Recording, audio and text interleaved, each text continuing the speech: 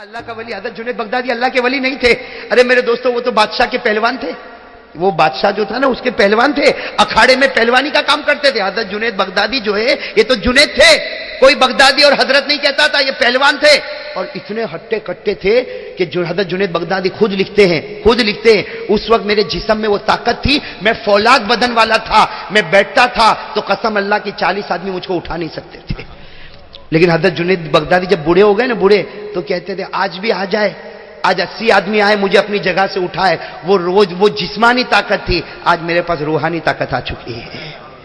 میرے دوستو وہ جنید بغدادی وہ تو اکھاڑا تھا نا, اکھاڑا جس میں دو لڑائی کرنے والے لڑتے. حضرت جنید بغدادی شاہی اکھاڑے میں پہلوان تھے, کوئی مقابلہ نہیں کرتا. ایک مرتبہ ایک بڈھا آیا, بڈھا ایک دم بڈھا بالکل, جس کے چلنے کے بھی ٹھکانے نہیں. بادشاہ کو اگر کہتا مجھے تیرے وہ جنید کے ساتھ مقابلہ کرنا, تو بادشاہ نے کہا بہت جلدی مرنا ہے, ایسے بھی تو جا ہی رہا ہے.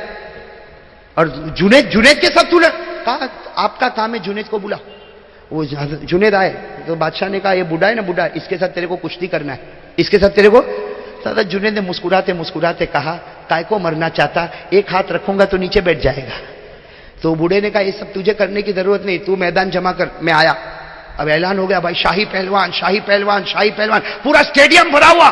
حضرت جنید بغدادی او ماشاءاللہ فولادی بدن لے کر جو میدان میں آئے, اور وہ بوڑھا میاں بیچارہ دھیرے دھیرے آ گیا. جب قریب ہوئے تو کیا کہا بوڑھے نے, کیا کہا جنید, آہستہ سے کان میں کہا جنید میں سید خاندان کا ہوں, نبی کا رشتہ دار ہوں, میں نبی کا رشتہ دار ہوں. میرے بچوں نے 3 دن سے کھانا نہیں کھایا ہے, اور میرے اوپر زکات کا پیسہ لینا حرام ہے. نبی کا خاندان زکات نہیں لے سکتا, اس لیے میں یہ مقابلہ کرنے آیا. ارے تو میرے کو گرا دے گا, لیکن آج تو گر جا, مجھ کو انعام ملے گا, میں نبی کا خاندان پل جائے گا. حضرت جنید بغدادی نے کہا دیکھ پھر تو میں صرف تھوڑا نخرے کروں گا. حضرت جنید بغدادی نے تھوڑی آواز نکالی اور پھر بوڑھے میاں کو کہا میرے کو پکڑ اور دھکا دے. اس نے دھکا دیا, جنید بغدادی گر گئے. اور وہ بوڑھے میاں, اور ایک سناٹا چھا گیا, اور سب نے کہا وہ بوڑھا میاں زندہ باد, وہ بوڑھا میاں زندہ باد, بوڑھا میاں. اور بادشاہ نے غصے ہو کر کہا جنید میری ناک کٹوائی. ایک بوڑھے کا مقابلہ نہیں کر سکا.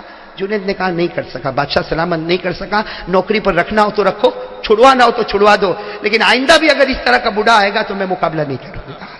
یہ کہہ کر جنید بغدادی چلے گئے.